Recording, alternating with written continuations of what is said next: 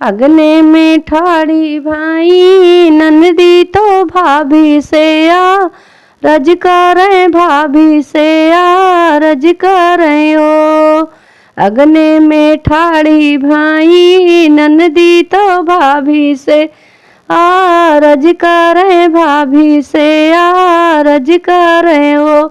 भाभी कहाँ गए हमरा भतीजवा का काजर हमला गौबै तो काजर हमला गौबई हो। भाभी कहाँ गए हम भतीजवा तो काजर हमला गौबै तो काजर हमला गौबई हो।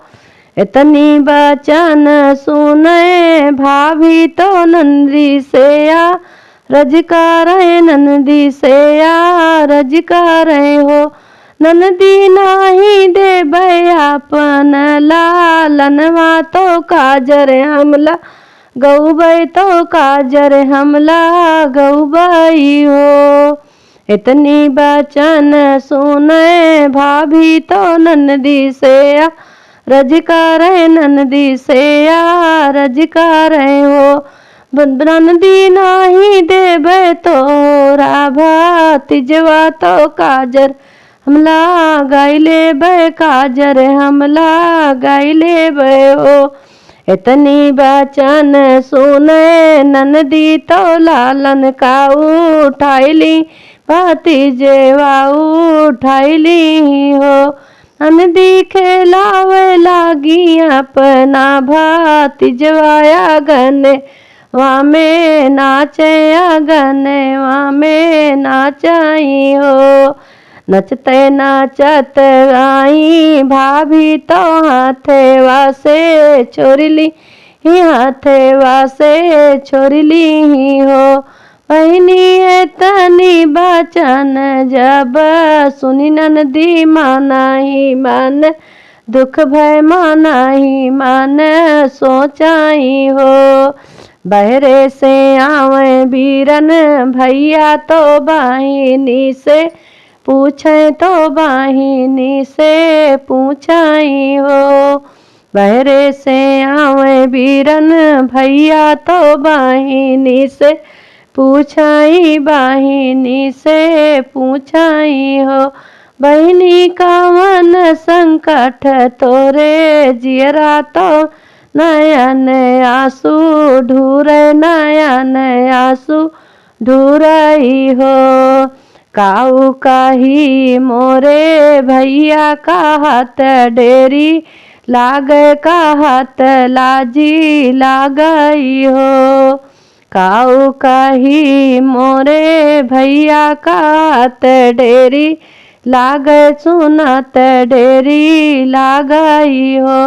भैया भाऊजी तो छोरी भतीजवा बिराई बोलिया बोले बिराहा बोलिया बोलाई हो। भैया भाऊजी तो छोरेली भतीजवा बिराहा बोलिया बोले बिराहा बोलिया बोलाई हो। इतनी बचन सुने भैया तो धाना लागे ठाड़ भाए धाना लागे ठाड़ भाए हो। धाना काहे का तू बोलिया बोलियो बचन हमरी सो मानो बचन हमरी मानाऊ हो। धाना से दही दे तू आपन कांगनवा बहिनी हमरी लई है बहिनी हमरी लई है हो। पीवा काहे का देबै आपन कंगन तो हमारे न हरवा कह हमारे नई हरवा कहो। इतनी बचन सुने पीवा तो ताड़ा पीता राफी बोले घूड़ कोई घूड़ की बोले हो।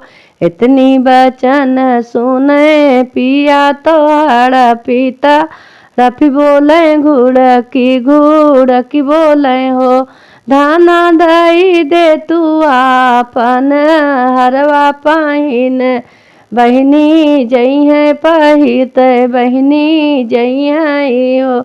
पिया नाही देबै आपन कंगनवा तो हमारे नई हरवा कह हमारे नई हरवा कह हो। धाना मान्यू ले तू हमारी बाचनिया तो हो। धाना मांगिली हूँ हमारी बाचनिया तो दिन क दिन खुश रहबू दीनाई दिन खुश रहबू हो। इतनी बचन सुने भाभी तो हर बात निकारें तो हर वानी काराई हो। भाभी फाइक दी बीच आंगनवा तो ननदी से बोलाई ननदी से बोलाई हो। ननदी लाई ली हूँ हाथे के कंगनवा तो गाले के हरवा तो गाले के हरवाऊ हो। ननदी पहिरिन के जायु अपने ससुरे लाउटी नहीं आयु लाउटी नहीं आयु हो।